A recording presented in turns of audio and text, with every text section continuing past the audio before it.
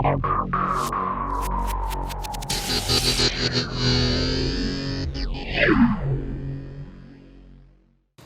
primeiramente, muito obrigada a todos vocês. Geralmente essa mesa traz sempre um público muito bonito e grande. E eu agradeço novamente pela quarta edição, muita gente.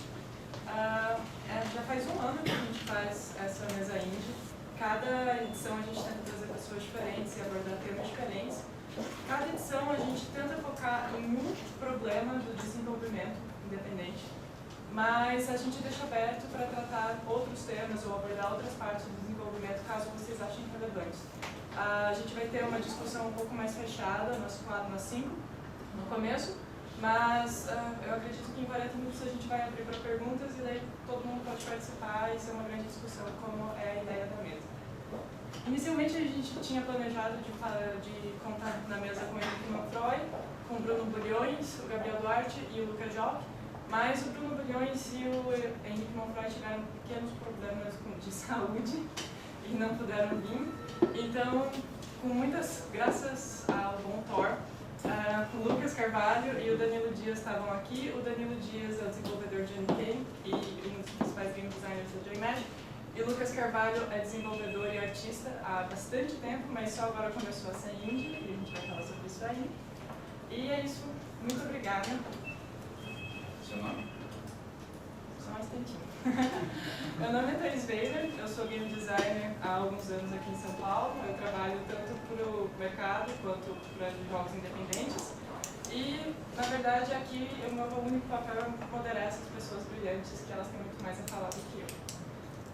Inicialmente eu queria apresentar um pouquinho melhor cada um de vocês e, por favor, me interrompam e mostrem suas coisas, que eu você tem no vídeo, inclusive. Eu trouxe um pendrive com alguns trailerzinhos que eu não sabia o que você queria fazer, assim, eu trouxe tudo, mas se quiser a gente passa muito rápido, ou só mostra os vídeos.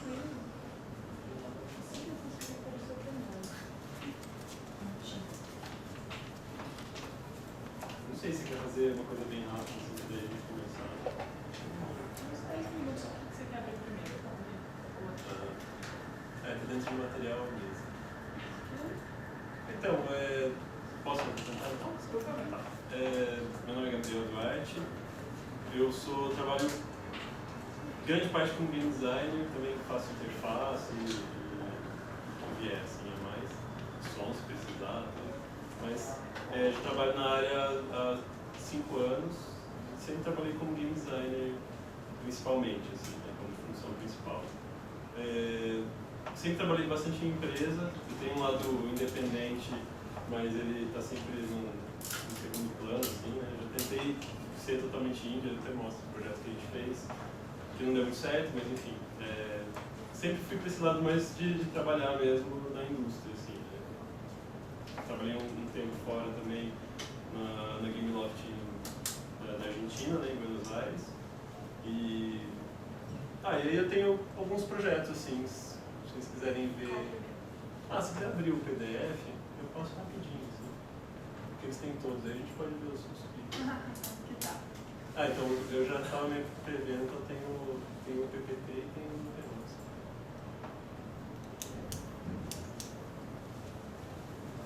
Então, vou falar rapidinho, assim. Eu comecei fazendo eu sou formado em design gráfico, né, design gráfico.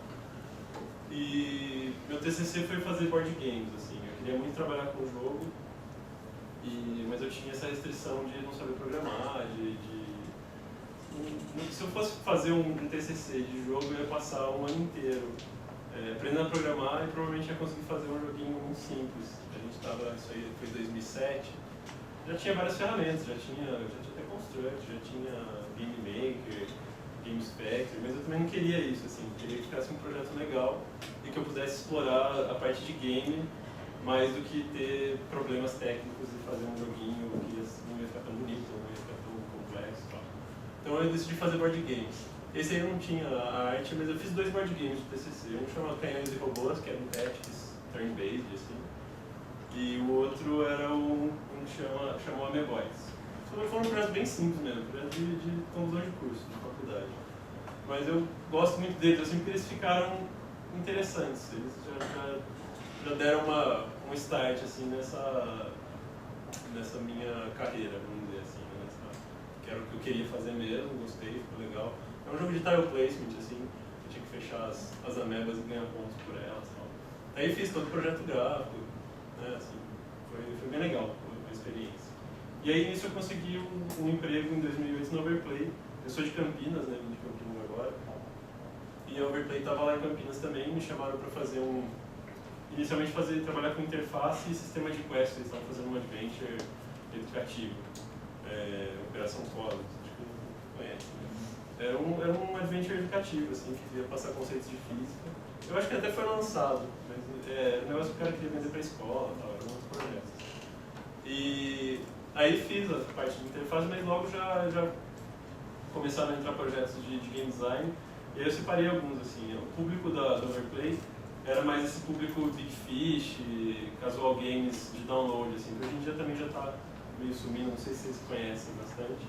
Mas eram esses jogos, a gente focava em públicos que não eram mainstream. Então, por exemplo, esse jogo, o Animaker, era um jogo de tycoon, assim, de compra e venda de itens e tal, e era, você comprava e vendia vinhos. E o jogo era focado para mulheres de 30 a 45 anos, assim, pessoas que têm tempo, vamos dizer, donas de casa, têm um tempo, os filhos estão na escola, vou sentar aqui e vou jogar.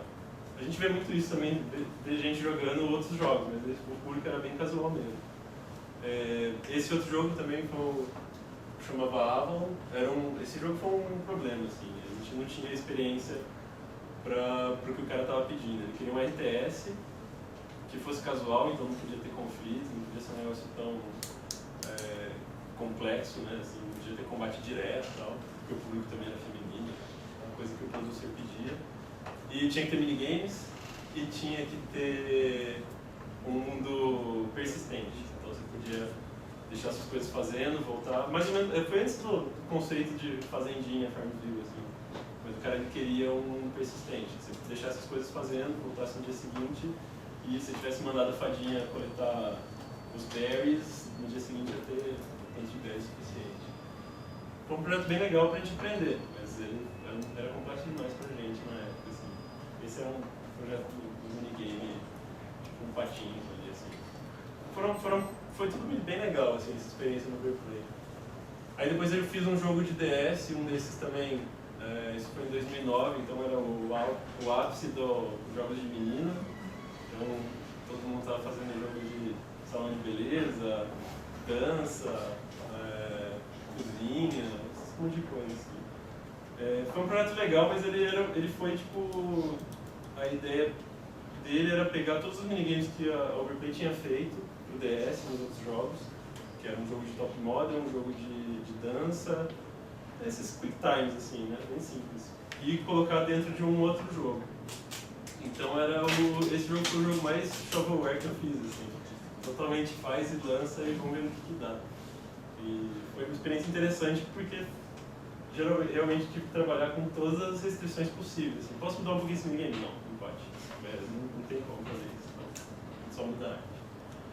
Bom, aí a Overplay, no começo de 2010, ela fechou. A gente teve a crise de 2009, 2010. A Overplay também passou por uns perrengues de calote. Né? Assim, os caras não pagaram, acabou o dinheiro. E aí eu fiquei um tempinho desempregado e tal, fui pra Gameloft. E eu tá em branco aí porque eu fechei o estúdio da Gameloft também lá. Assim, a ideia foi um da hora mesmo. Não tinha nada pra fazer lá. Assim. A gente fez, fiquei 4 meses lá e todos os projetos foram cancelados, um a um, assim. Então, tipo, nos 4 meses eu trabalhei em 3 projetos lá, assim, fui fumando. Terminou o período de experiência, assim, 3 meses, cara, ó, não dá. Depois de 15 dias que eu fui demitido, fechou o estúdio. Mais ou menos o que aconteceu com a Google, assim. Alegaram custos altos e tudo mais, e fechou. Aí eu voltei pro Brasil, desenganado da vida, e falei, vou fazer um projeto indie, né? Sobrou uma grana aí, vamos juntar. Juntei com mais 3 amigos, um artista, um programador e um cara de som, e eu fazendo game design. E aí a gente fez esse Canon Land. Pode, vai legal. E é um projeto bem legal, assim. Só que ele também, por questões de logística, a gente acabou parando ele no meio. Assim. Ele tava bem bonitinho.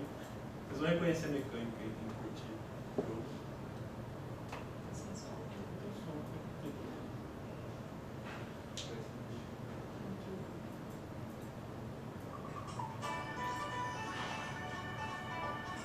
ideia era fazer um jogo de um botão. Então eu peguei a mecânica do Donkey Kong dos canhões, que era linda assim, e fiz. E a ideia também é juntar uma coisa meio pega, umas áreas de patinco que você só ficava pegando coisas e tinha essa satisfação de ver a fisiquinha funcionando.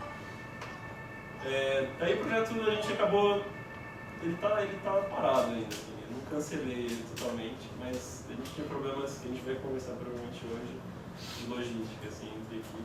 Todo mundo tinha segundos trabalhos, então a coisa foi ficando complicada e acabou degringolando. Tem uns screenshots dele. Bom, vou acelerar. Daí depois, em 2011, eu falei, bom, preciso de dinheiro, não dá mais para viver de freela e ficar tentando fazer o que não dá. Aí eu entrei na Ipanema Games, também em Campinas, assim. Era uma startup de uma empresa de TI lá, chama CIT, uma empresa grande e tal. E a gente fez 3 jogos grandes, assim, né? Tem outros 2, mas eu não mostrei porque eu não quis. Deixa eles lá. Na verdade tem um que eu não mostrei porque eu não pus a mão, assim, por questão de princípios, e o outro ainda não foi lançado. Esse primeiro jogo é o Smelly Cat. Acho que pode mostrar os 3, né? Não é mostrar os screenshots. Não é só um screenshot.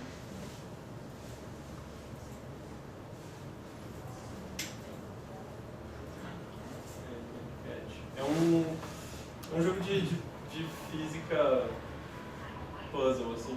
Na verdade ele é um minigolf, é um joguinho de minigolf desses que a gente está acostumado a jogar.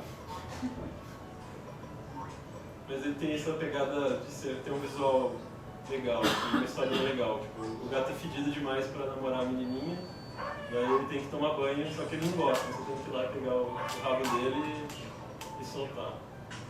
Mas é uma mecânica bem difícil. O cachorro repele ele, se ele vê o novelo de lã ele vai atrás. E é isso aí. Esse jogo deu muito certo, ele vendeu legal, assim, ele já pagou o projeto lucrativo. Inclusive é meio que o que paga a Ipanema hoje em dia. Assim.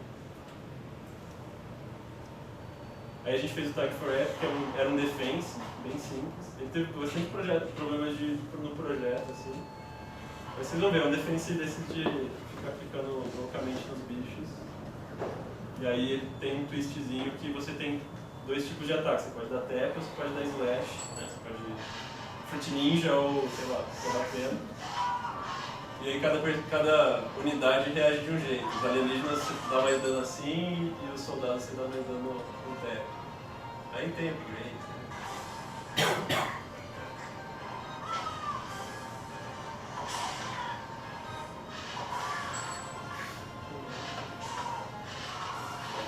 Aí você repete o seu movimento. E é isso. A ideia que a gente teve era fazer um mashup de referências, assim, tipo, o portal é o portal do Stargate, tem um capacitor de fluxo ali atrás, tem o Aldo e o Gandalf, que são os 2 personagens, tipo, o Mago é o que dá o slash, um monte de referência, assim. Foi legal pra fazer, assim, ele também deu relativamente certo, né, o produto. E aí a gente fez um outro jogo que chama Happy Squirrels, que é um jogo de fazendinha. Simulation, colete coisas e espere demais o trabalho.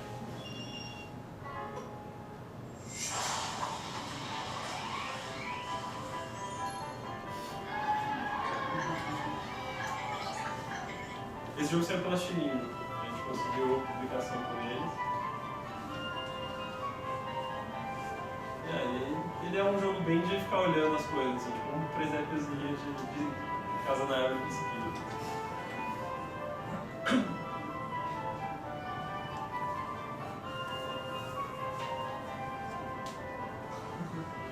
Tem uns minigames no meio.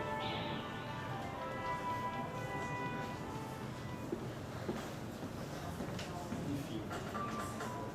E aí eu tenho essa parte mais indie que eu até tenho lá no final do vídeo, mas não precisa mostrar. Eu fiz depois em 2011, no final de 2011, eu fiz um jogo que queria falar, assim, que eu achei legal também a experiência, que chama The Convergence. Eu fiz um jogo pra minha mulher, era 10 anos de namoro, assim, que eu fiz um jogo bonitinho, meio puzzle, depois eu passo pra vocês jogarem, é o Evan. E E aí foi bem legal essa experiência, depois a gente pode conversar dela também. Que acho que pelo tema, assim, pelo esse negócio de ser meio fofinho, teve bastante acesso. Então foi bem legal, assim, foi o único jogo indie que eu fiz que fez um relativo sucesso, assim, de visualização, não financeiro. É um jogo comemorativo, vamos dizer. E é isso. Esse é o trabalho que eu tenho aí. Obrigada, Nina. Lucas, você quer que eu abra o trailer do Mr. P? Pode abrir. Ah, tá ali já. É o vermelhinho. Esse. O Bree, então, esse Bree lançou antes do Jet Escape. Ele é a mesma coisa, ele é assim, é um pouco mais bem polido, a gente teve bem mais trabalho dele. Só que como foi a nossa primeira experiência, a gente levou muito tempo desenvolvendo ele, a gente ficou acho que 8 meses fazendo, né? O Jelly ele já não, como era a mesma mecânica e a gente estava familiarizado, a gente levou metade desse tempo. O Bree estava no porquinho que foi raptado pelo nosso guerreiro, né? Daí ele fugiu da sua vida, bateu a cabeça e esqueceu tudo. Ele esqueceu como é que anda, esqueceu o caminho de casa, os movimentos assim. Eu jogo a jornada dele, relembrando os movimentos para poder chegar em casa, para tentar rever a família dele.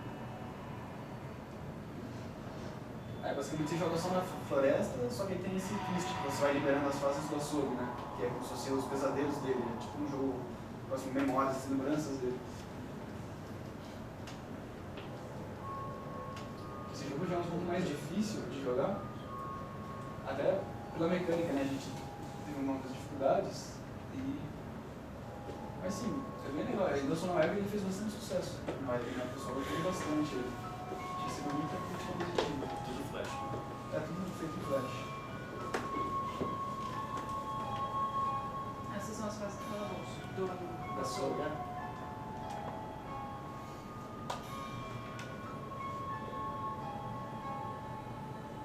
Propósito, se vocês quiserem realmente xingar alguém, é o Lucas, porque ele que fez o level design também. É que uma das fases dos jogos.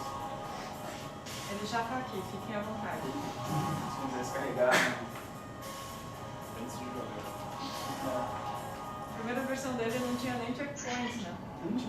A gente conseguiu fazer tipo uma jogadinha de marketing que a gente, se vocês conhecem a nuvem, a gente fez com brasileira, né? Uma plataforma de distribuição.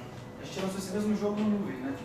Gratuitamente. Então você faz uma conta no nuvem e você já ganha o Mr. Bree, você pode baixar e jogar. Só que a versão da nuvem é um pouco mais antiga. Depois a gente lançou ali na web, né? Congregate, vários sites. Lá já tem checkpoint e tudo mais, né? É bem mais fácil assim. O checkpoint ajuda muito.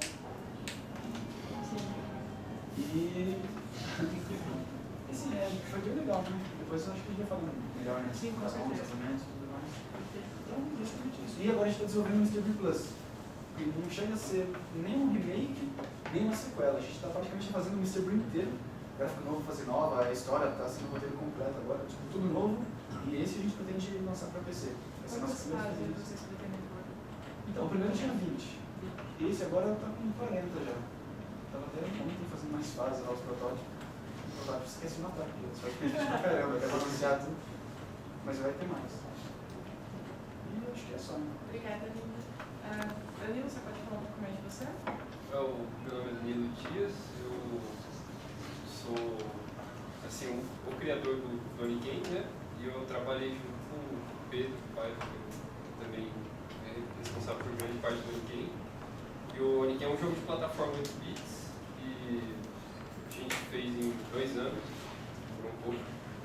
E ele é um jogo estilo jogos do Nintendo mesmo, jogos de plataforma, e ele tem bastante elemento de filme de ação dos anos 80. Não sei se vocês gostam de animes, então ele tem umas pegadas de animes dos anos 80 também, muita violência, é um negócio meio. Eu vou pôr o trailer. Põe o trailer vai falar melhor.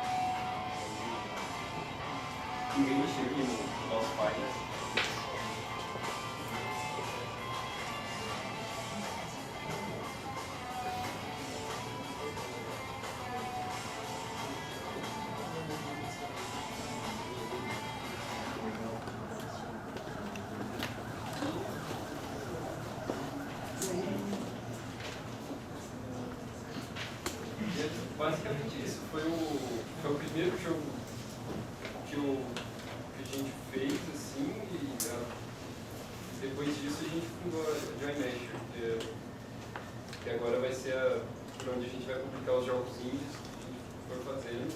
Tem inclusive um jogo que foi lançado logo na semana do lançamento do Oniken, eu não fiz o game design dele, eu fiz a arte, assim, porque a gente tinha 5 dias para fazer esse jogo, foi uma coisa muito corrida, e ele é mais assim pro lado Metroid, assim, mais calmo, e ele é bem curtinho, ele tem 3 fases, e quem foi o game design mesmo foi a Thaís. E é um jogo bem interessante, assim, ele é gratuito, ele está para baixar no nosso site, assim, se vocês quiserem dar uma olhada também.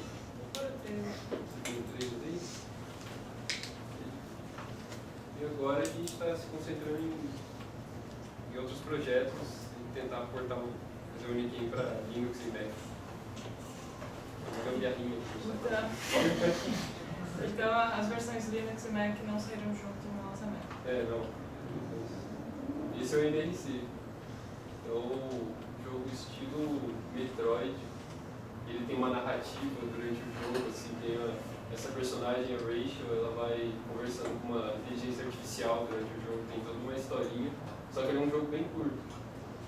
Ele é feito 5 dias. 5 dias, né? Então ele não tem como ser algo muito complexo. Inclusive os gráficos são bem simplesinhos também.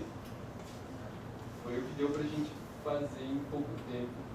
Eu acho que ficou um jogo bem divertido, bem diferente do Oniken, apesar do gráfico lembrar um pouco. O trailer também foi feito dentro de 5 dias. É Importante frisar. E ele tem uma atmosfera meio alien, assim, também, uma coisa meio suspense. Obrigada. É isso aí. Lucas, lindo, quer que eu abra o seu portfólio? Pode abrir o portfólio. Só que é isso mesmo? De um pouco. Bom, meu nome é Lucas Carvalho, sou o segundo Lucas da mesa, mas as pessoas também me conhecem como Mídio. Eu estou há algum tempo no mercado, 3 anos já, trabalhava também em estúdio na Tectoy lá de Campinas e recentemente pedi as contas, então Virando full indie. estou virando full indie. Colaboro com alguns estúdios, no Boss, já ajudei os Unikens, Joy Masher também com rotina de teste. Eu comecei no mercado como QA, como Quality Assurance, ou seja, como tester, comecei testando jogos e depois eu fui para arte mesmo, então foi um shift muito interessante de dentro do mercado mesmo, para entender como funcionam certos processos e também certos vícios de empresa de jogos.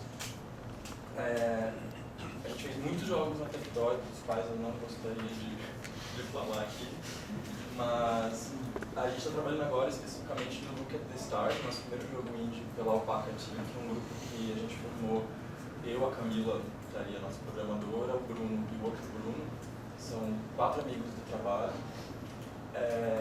Esse é um concept antiguinho, acho que dá para entrar no site da Alpaca se quiser.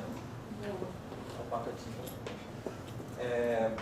A ideia do Look é um puzzle muito simplesinho, ele é feito para plataforma mobile, para desktop. Aí, acho que não vai aumentar. Se a Camis quiser passar, tem uma build também aí, se quiser passar para vocês jogarem. A gente pode deixar para o pessoal jogar Pode no jogar final. depois no final, isso. Basicamente ele é um jogo muito simples que conta a história do Luke, esse garotinho do canto, que saiu um dia para encontrar com o amor da vida dele, deu com a cara na porta e ele sai pela cidade. Opa. Oi? Ele sai pela cidade atrás, tentando encontrar um lugar para ver as estrelas, mas ele não consegue porque o céu da cidade está cheio de prédios. Então o seu objetivo basicamente é eliminar os prédios do skyline, fazer com que ele possa ver esse céu estrelado, combinando andares iguais. É uma mecânica muito simples, mas a gente acha que a historinha está simpática, é um jogo curto e vai ser lançado em breve, possivelmente em novembro, dezembro, para Android e para BlackBerry Playbook. Tem colaborado também com arte para Mini Boss, com basicamente o Game Jam com o DDD, né? E acho que basicamente é isso da minha história pessoal nos games. Tem alguns prints aqui que você precisa ser usado no DVD. Tem algumas coisas de DVD, eu gosto do Inferno, particularmente, porque ele é muito... Dá pra aumentar ele. O inferno esse aqui? Não, é o vermelhão. E lá. Ah, do inferno da hora. Então, eu sou um artista focado em interface e em background. Eu não estou querendo focar, mas atualmente na Alpaca, como todo mundo sabe, começamos poucos, então a gente faz de tudo um pouco, né? A gente pode conversar sobre um pouco disso depois. Perfeito. O que eu gostei muito da composição, mesmo que acidental da mesa, é que a maior parte tem ou experiência com grupos muito grandes, como vocês dois, ou em grupos exclusivamente indies ou grupos pequenos. Eu queria perguntar para vocês como funciona a criação do conceito de um jogo nesses diferentes contextos, nesses diferentes grupos, porque com certeza as dinâmicas são bem diferentes. Você pode começar, por favor, James. Então, você pergunta pro lado independente ou da minha experiência? Os dois.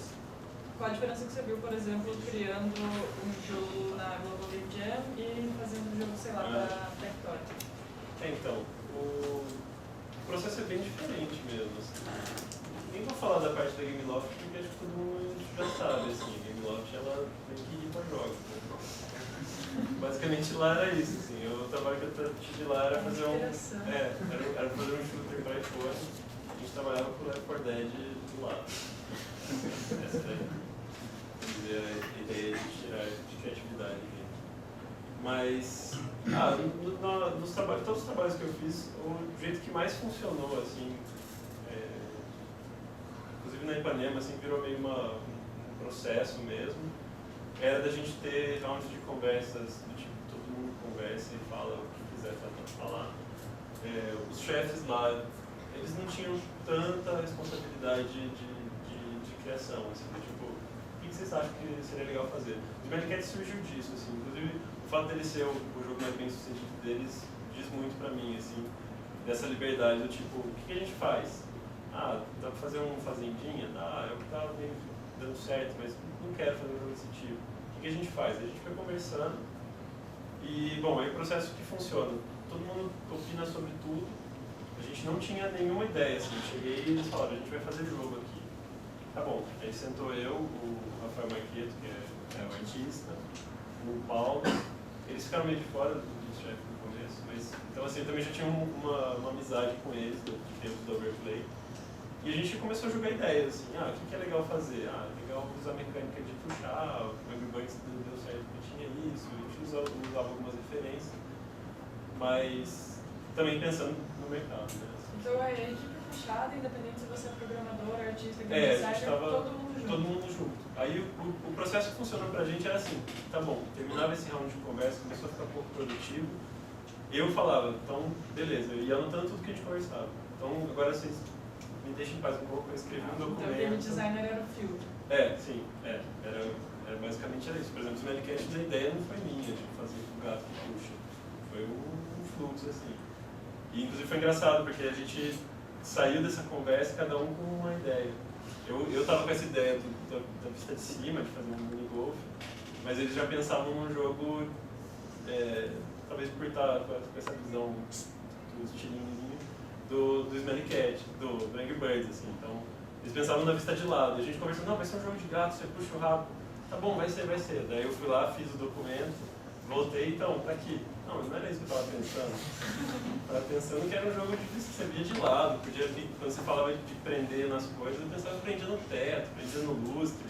Não, eu pensei desse jeito aqui. Não, beleza, eu pensei desse jeito. Mas funcionou pra gente muito assim. O game designer entrava como um filtro na hora que a coisa precisava ser viabilizada. Enquanto a ideia está numa parte de conceito, é muito bom que todo mundo opine. Até porque cada um tem as suas opiniões, os seus repertórios. E também é muito legal que consegui enxergar parte do que opinou, né, no produto final. Até por uma motivação de trabalho. Assim. Se eu fosse chegar, por exemplo, ao Gameloft, assim, todo mundo trabalhava do tipo hoje. Jogo aqui. Porque tinha isso, você tinha que obedecer alguns guidelines. Então, acho que para o independente funcionou bem para a gente esse processo. E dentro da etapa?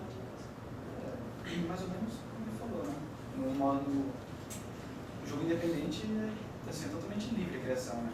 É quase que espontâneo, né? Assim, você está, sei lá, mexendo no computador, do nada surge a ideia de um jogo. E aí você começa a fazer.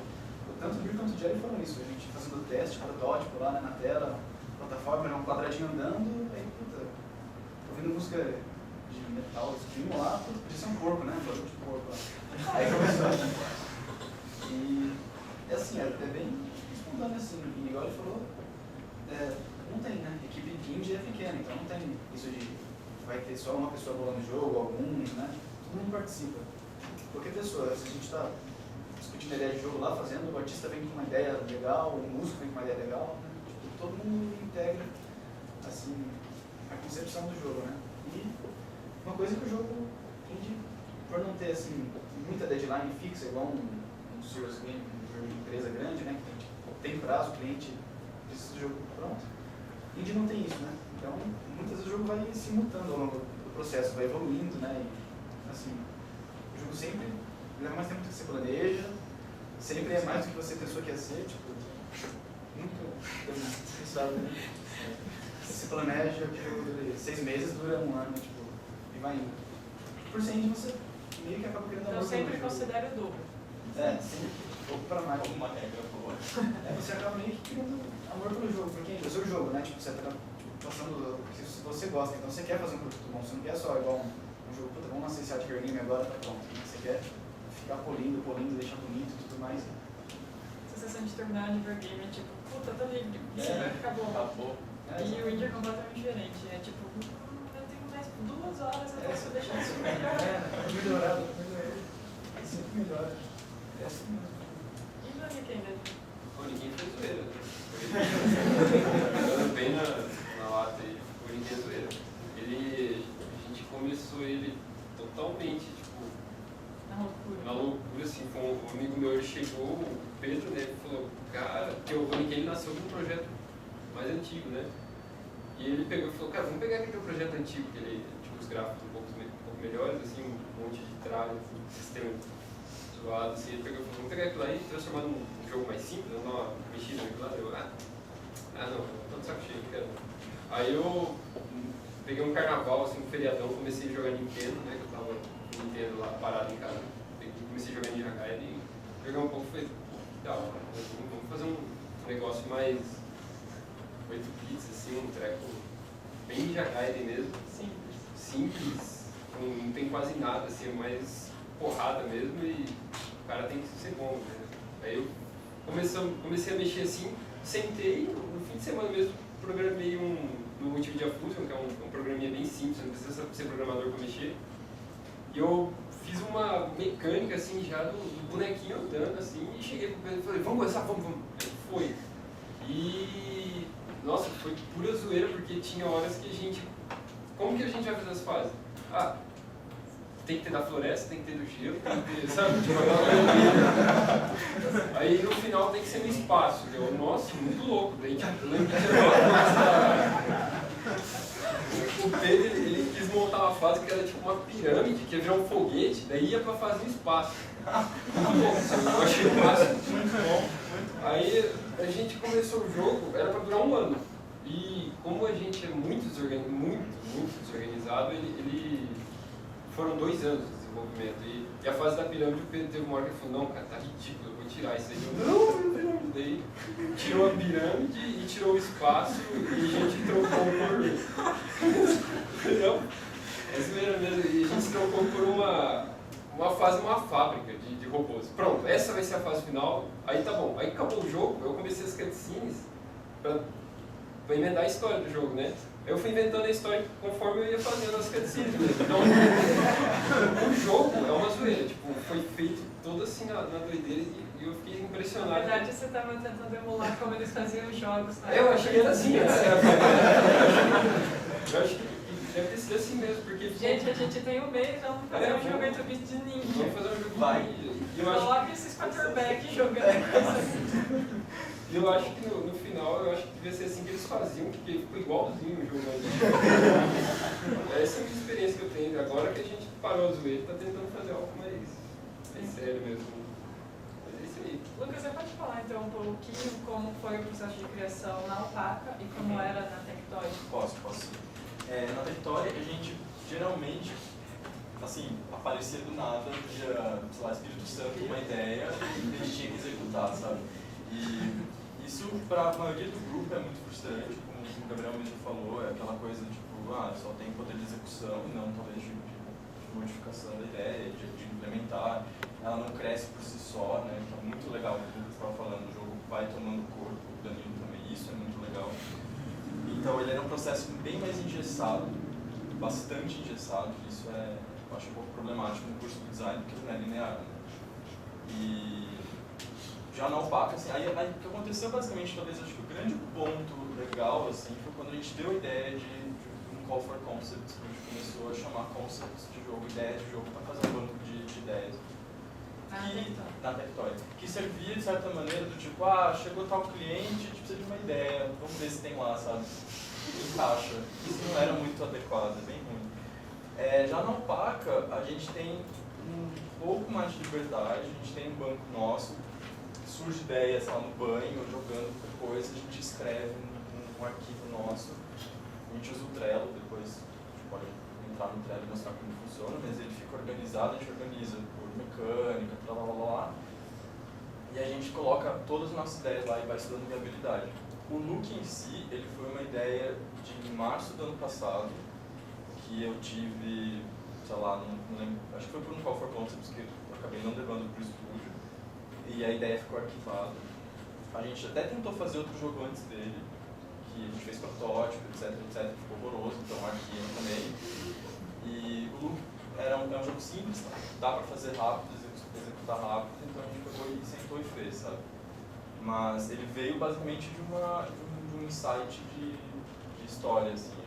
A mecânica veio junto, óbvio, a gente sentou junto com a mecânica, o jogo só com história não se sustenta.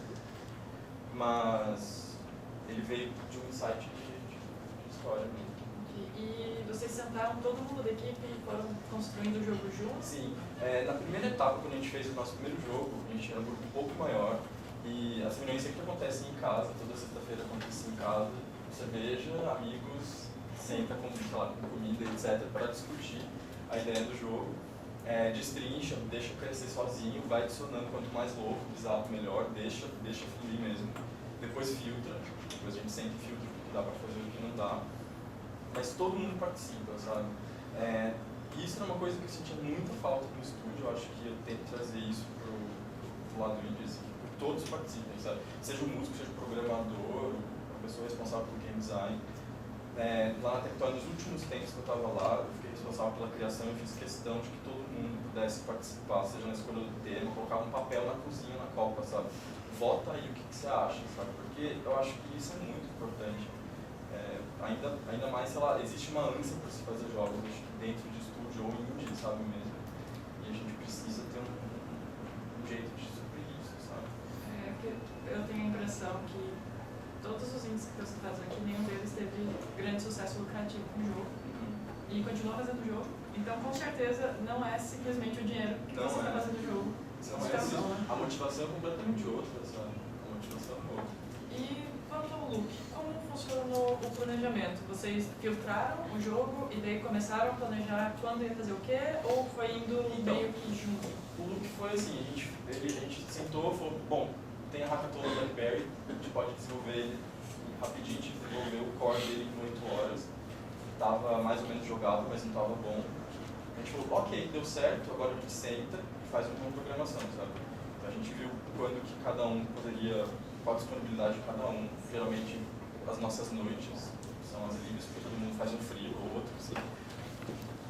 E geralmente eu fiquei responsável por isso, assim. Eu fiquei responsável por colocar as tarefas que todo mundo tem que fazer, sabe? Estipular muito por cima qual que é o prazo, porque sempre muda, sabe? Então, vai demorar mais ou menos um mês. A gente está falando isso que é de 3 meses. Mas assim, quanto mais próximo a gente conseguir chegar, melhor. Mas sim, eu sentei para organizar no Trello. Não sei se quiser acessar o Trello, trello.com. O Trello é uma ferramenta para...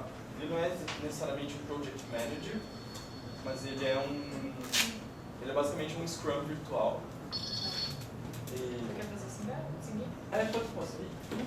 Vou colocar para mostrar como está bom. Ok.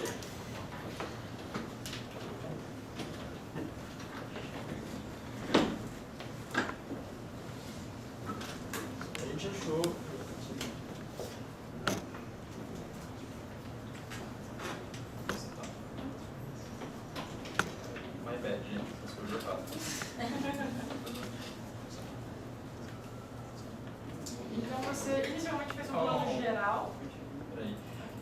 e depois você jogou no pré.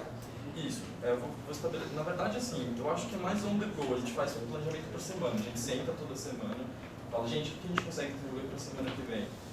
Programador, consigo fazer isso, músico isso, não sei quem isso, artista isso, então tá. Então eu vou colocar lá as tarefas para todo mundo. E assim, como a gente usa o Dropbox, o nosso sinalzinho do tipo, eu preciso trabalhar, é quando, sei lá, o programador começa a pipocar um monte de coisa e fala, "Ixi, eu tenho que correr um pouco, sabe? É mais orgânico assim mesmo.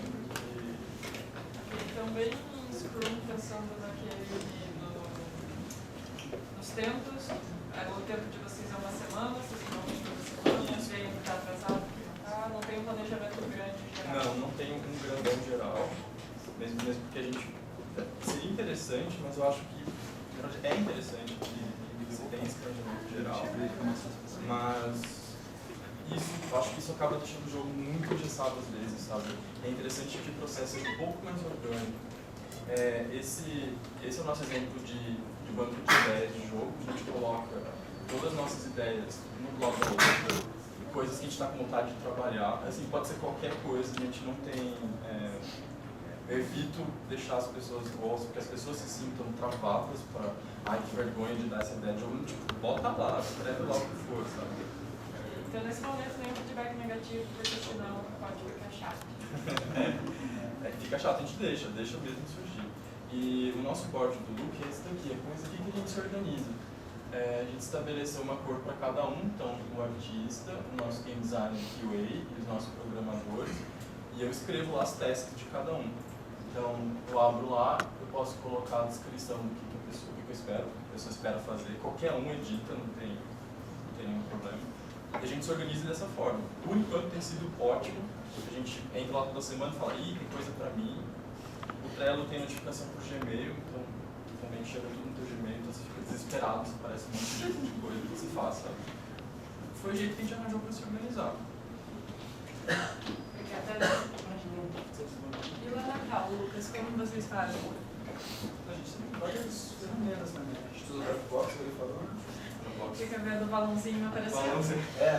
Não, tem um artigo, o Gabriel, ele até fala, cara, se o outro artista não está fazendo muita coisa, eu faço para motivar. Ele abre o Photoshop, tem que botar no Dropbox, ele vai trabalhando dando Ctrl S, salvando. Parece que atualizou Pressão. Ele edita dentro do Photoshop, botar pressão. A gente usa muito o Google Docs, né? O Drive agora, sempre. E, assim, mais para... É mais no final do projeto, né? Que a gente faz projeto, começa a fazer listas de checklist, arruma isso, né? Feedback e tudo mais. Então, no princípio, vocês não têm um planejamento assim geral? Então, ao longo do projeto, a gente usa também a ferramenta tipo Trello, que é o Pivotal. O Pivotal usava, tá bem bom. Então, o Pivotal é um jeito, depois se quiser eu mostro. Mas é bem parecido com o Trello, tem as tasks, né? Cada um tem lá programação, arte, tudo mais, né? Você monta as ideias.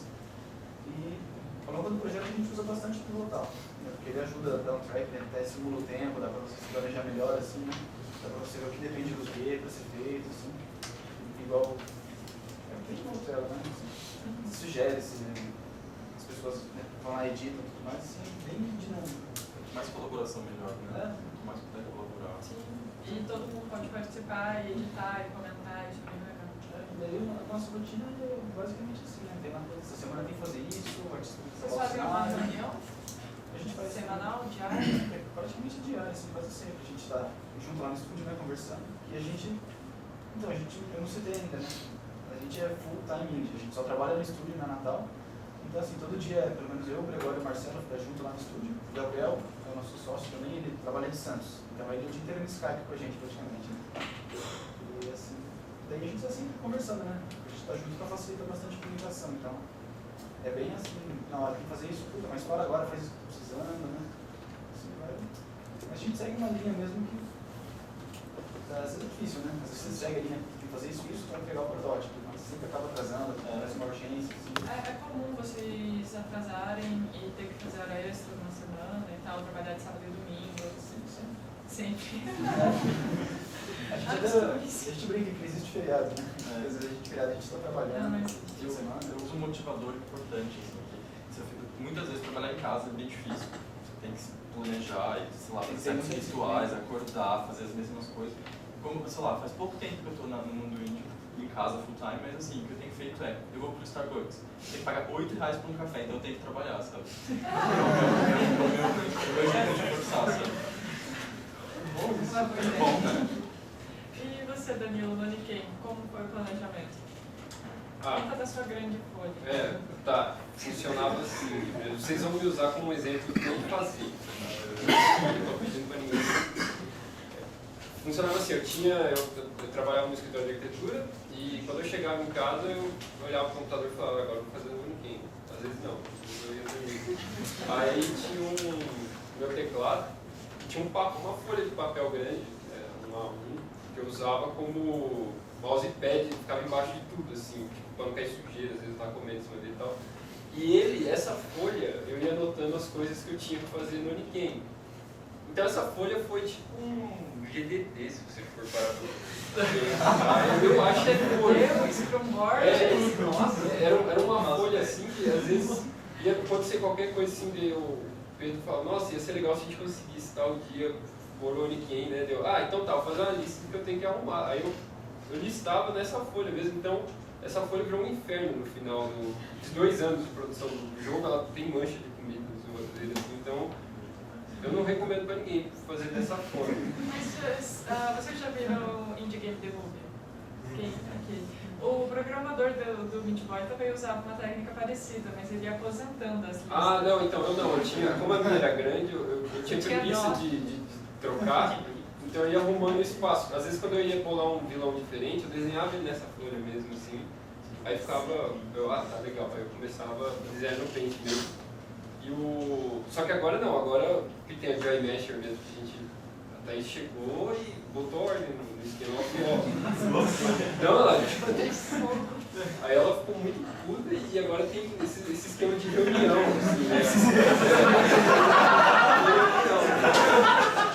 Agora acabou a farra, porque o programador fez isso. E eu tô lá desenhando e o programador, não, agora vamos fazer uma reunião. Ele tem que ficar na reunião, tem todas essas... Uma reunião semanal e o rapaz está reclamando. Pelo amor de Deus. Bom, tá funcionando muito melhor que no Nikkei, então eu não posso reclamar. Mas ainda assim reclama. Sim. Mas é isso. E você, Ger? Então, de planejamento a gente também... Era um negócio que eu buscava muito, assim, mas a gente não fazia muito no Ipanema. Mas porque a equipe é muito pequena, né?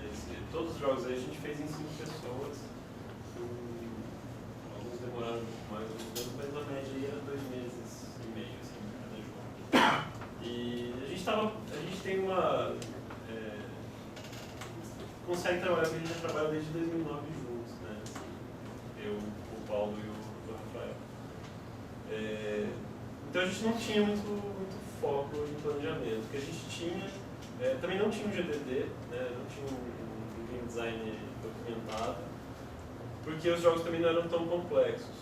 O que eu precisava ter muito, ainda mais no jogo dos esquilos, né? Que é um jogo de economia, vamos dizer, eu tinha um Excel animal, assim, um monte de coisa, um monte de função, tudo bem geladinho, então, todas as coisas para poder balancear o jogo, né?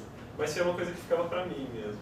O planejamento do que tinha que fazer era escrever na lousa e ir marcando. A gente não usava Scrum, não usava reunião também. Só escrevia na lousa? Só era uma lousa, funcionou, mas eu acho que não é um método bom, assim. Funcionou porque a gente já tinha trabalhado muito tempo junto, assim. Então era um negócio que a gente conseguia fazer naturalmente. Chegava pro Paulo, terminou outra coisa? Não. Aí então eu olhava lá e ele não estava marcado. Claro que às vezes dava alguns paus. E acho que inclusive quando você não tem prazo, é mais complicado não ter esse foco, né, do que é esse projeto, para onde você quer levar ele e qual o tamanho dele. Assim. Então eu acho que o Trello, eu nunca conheci o Trello, eu acho bem legal. Assim. Ele não dá tipo um gráfico, porque o Pivotal ele dá um gráfico que você vai terminar mais ou menos nessa data, sabe? Ele é velocidade média, velocidade de produção. Ele mede o rendimento do time, no caso. É bem legal. Só que o Trello não tem isso. Então, não dá pra estimar mais ou menos qual é a data que a gente vai terminar. Então é meio que no chutômetro, assim. Mas ele é bem legal pra deixar pra todo mundo ver. Sabe? Então, eu recentemente saí do Ipanema, 2 semanas isso.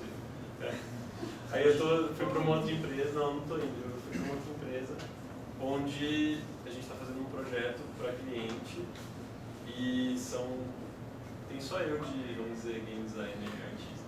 O resto são 14 programadores. A arte é feita fora, então aí a gente está usando mesmo. Assim. Agora tem Scrum, tem gráfico de velocidade, Tem porque mais de de fato... 4 programadores sempre Isso, não tem como. Hoje virou Kanban ou um deles, mas tem que ter um deles. O que eu acho que depende muito de como é esse projeto, assim, de como é o jogo que vocês estão querendo fazer.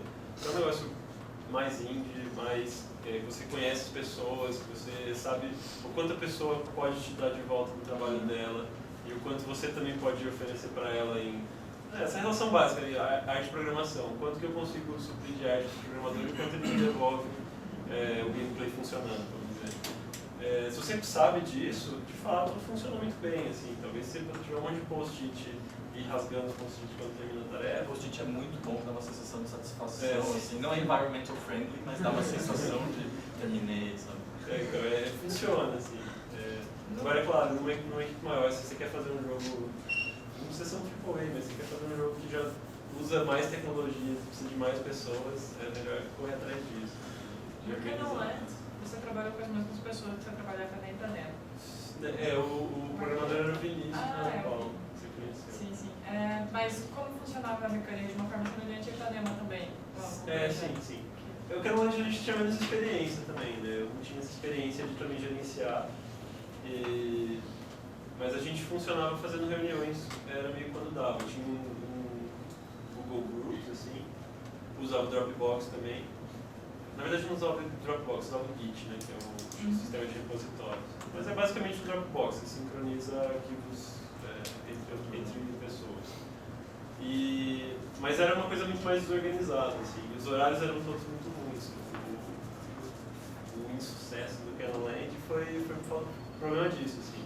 O Vinícius trabalhava aqui em São Paulo, morava em Campinas, então ele chegava às 9 da noite e não queria fazer nada, ele queria dormir. Então era muito complicado de fazer reunião, de dividir tarefas. Eu também não tinha tanto conhecimento do que o programador, de como o programador dividiria as tarefas, então eu também não conseguia pedir para ele, terminou a tela, sabe, uma coisa bem focada, assim, para ele também saber essa coisa da troca, assim, para ele também saber, não, eu preciso fazer só isso, que é só isso que ele está precisando. Isso é uma coisa que hoje em dia também, trabalhando na indústria, trabalhando com várias pessoas, você consegue dividir essas tasks, né? Porque são linguagens muito diferentes, assim, que a gente tem que trabalhar assim, com todo mundo. Então tem vezes que a reunião presencial acaba sendo meio que, gente, eu preciso, sei lá, você não consegue explicar via Google Hangout, Skype, foto, desenho, mas tem que mostrar pessoalmente, sabe? Ah, mas era só isso, sabe? É só mexer no bloco da parafuseta, o programador fala, beleza. Então, e tem isso também, né? Se você não tem tanto conhecimento do que ele está fazendo, às vezes você nem pede pro cara, você fala, nossa, você vai demorar 3 dias para ele fazer, e às vezes ele, Google, achei isso na biblioteca, funcionou, sabe? Então, é uma coisa que você vai pegando uma manha também ao trabalhar, assim. Então, enquanto essa manha, não sei se vocês estão começando, se já tem jogo ou não, enquanto essa manha não vem, vale a pena deixar o mais organizado possível. Usa o Trello, usa, nem que seja um wiki, né? Pega o Media Wiki lá, põe no site e começa a escrever, assim. Então, mas enfim, pra gente usar.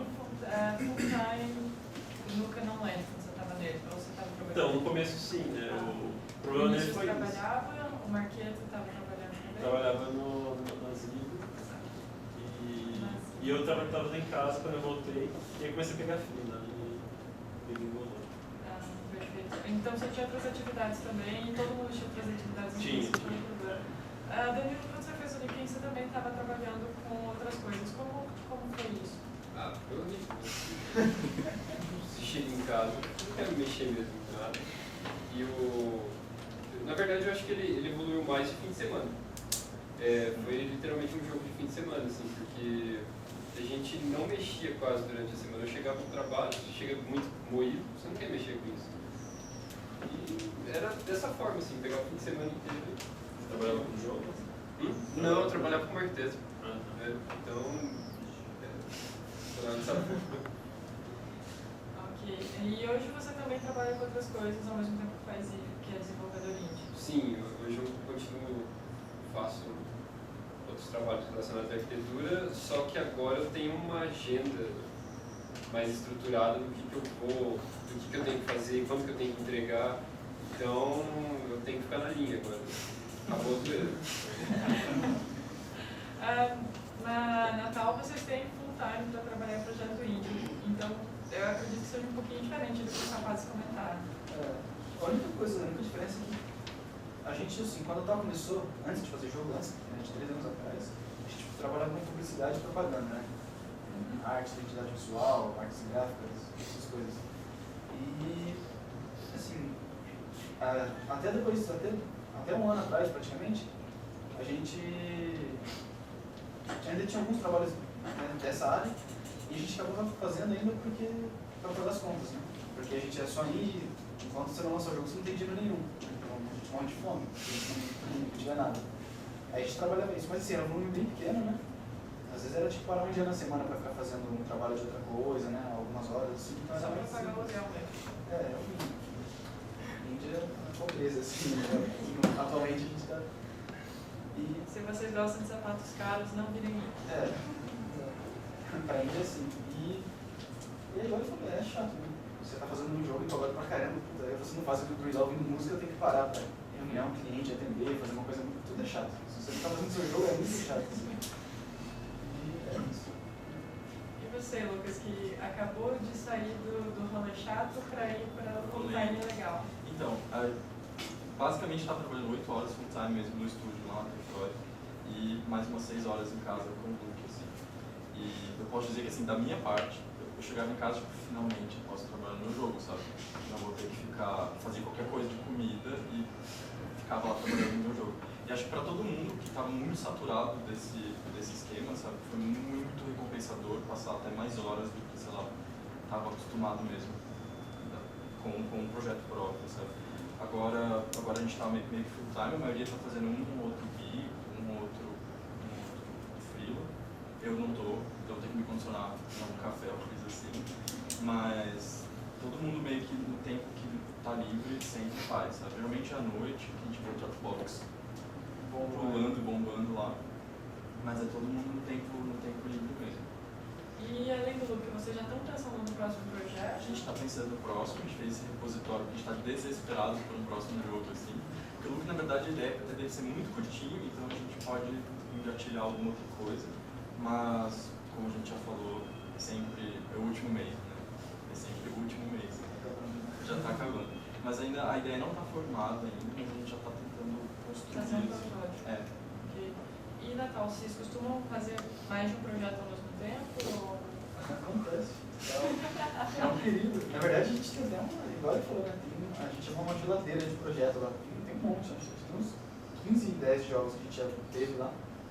A gente tem uns que tem só uma folha de Word, tem uns que tem um desenho, não tem nada, é só um nome, um negócio que a gente achou que ia ser legal, sabe? Tipo um kit mínimo, assim. Mas acontece isso. Na verdade, às vezes é até uma válvula de escape, né? Igual quando a gente estava fazendo o Mr. Green, a gente não aguentava mais fazer porco. Porco. Aí a gente começou a fazer o jelly no meio disso. Era um feriado do 7 de setembro, né? O programador e o Gregório e o Marcelo estavam lá na casa do Marcelo, né? Não aguento mais, cara, vamos fazer qualquer outra coisa. Aí começou um jogo, agora um jogo rápido, mesma história, fazer um joguinho rápido de 2 meses, só se divertir. Fazer. Aí começou o jogo, aí fez o gráfico, a jelly e tudo mais, e começou a virar o jelly. Tinha uma hora que a gente estava trabalhando em 2 projetos paralelos, né? Que era o Jelly e o Brie. A sorte é que o Brie já estava quase acabado, então a gente falou, puta, vamos pausar o Jelly um pouco agora, né? Dá um esforço no Brie que já está acabando mesmo, senão vai prolongar 2 projetos, né? Vamos estar quase juntos e tipo, a gente vai ter um jogo lançado num intervalo enorme. Daí a gente acabou o Brie e depois começou a ficar no Jelly. Mas vocês conseguem ter esses projetos paralelos de forma que não prejudiquem os projetos principais? Prejudica bem pouco. É mais quando tem tempo livre, por exemplo. Sei lá, o artista já fez o que precisava no Jelly, está esperando o programador apresentar, ele pode ir no Brief fazer uma ilustração, alguma coisa, né? Então, tipo, meio que dá para aproveitar o tempo livre de um e de outro, assim, né? Às vezes eu acabei que eu tenho que fazer em um jogo, mas posso fazer isso para o outro, tipo... Isso é uma coisa que é legal que você comentou, que funciona muito bem quando você tem uma equipe motivada, indo para a minha área, né? Assim, trabalhando na indústria mesmo. Você tem uma equipe motivada, assim, eu tenho um cara que... Geralmente funciona, acaba sendo assim, né? O artista sempre trabalha mais rápido que o programador. no início com a gente era assim, como é que tá muito rápido para desenhar. Então ele sempre estava na frente. Então, várias vezes ele passava, sei lá, 2, 3 dias sem ter nem trabalho nenhum, assim. E ele não parava, assim, né? Ele tava bolando outras coisas. Então a gente sempre conversava, daí na hora do almoço, ó, desenha isso. Pô, isso aqui é legal, pode virar jogo. Põe lá nos documentinhos. Nessas horas surgem umas ideias novas para implementar, umas coisas assim. Todo tempo livre é, de certa maneira, aproveitado, né? E no Geometry, Daniel? No Geometry a gente evita ficar com os projetos paralelos porque, assim, eu tive muito problema com isso.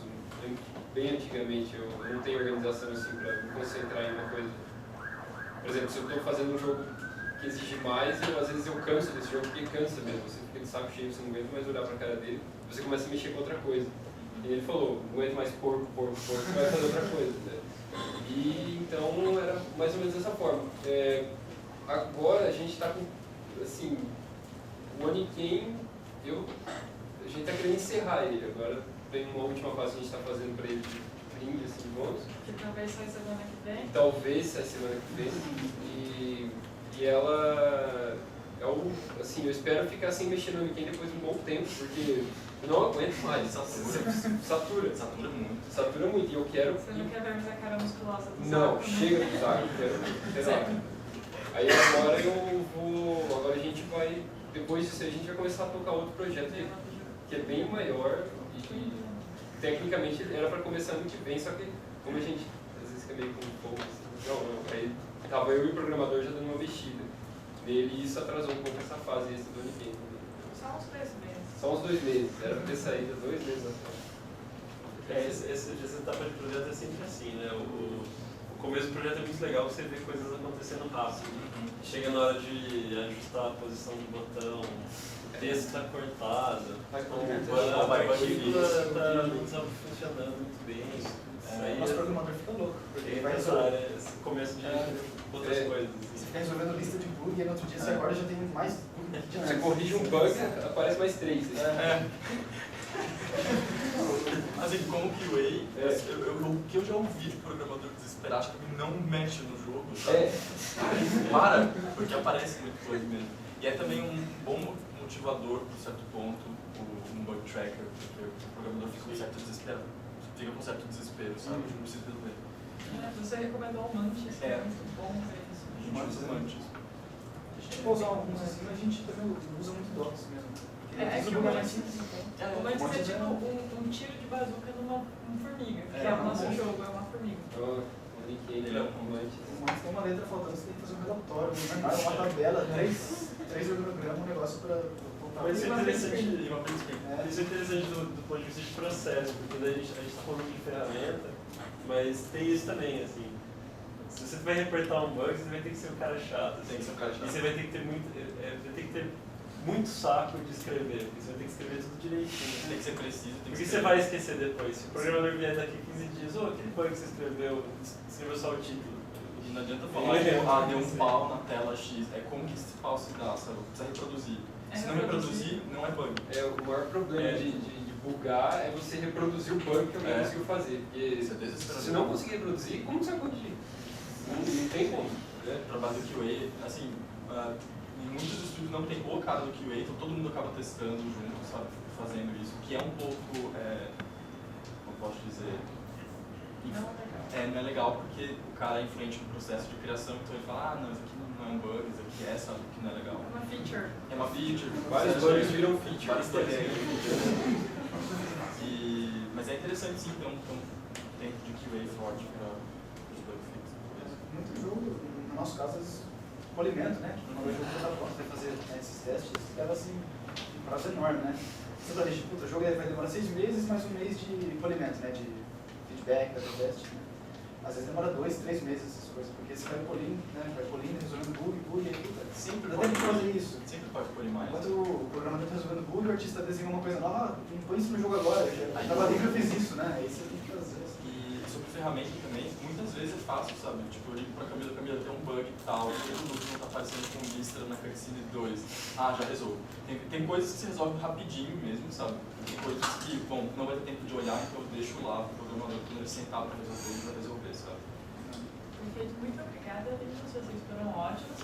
E agora eu quero perguntar se algum de vocês tem alguma pergunta, por favor, erga a mão e fiquem à vontade.